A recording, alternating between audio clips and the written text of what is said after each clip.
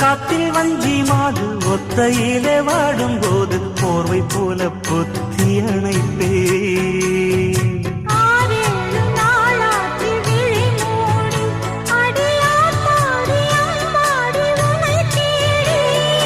நீதானே மானே என் இளஞ்சோடி, உனை நீங்காது என்று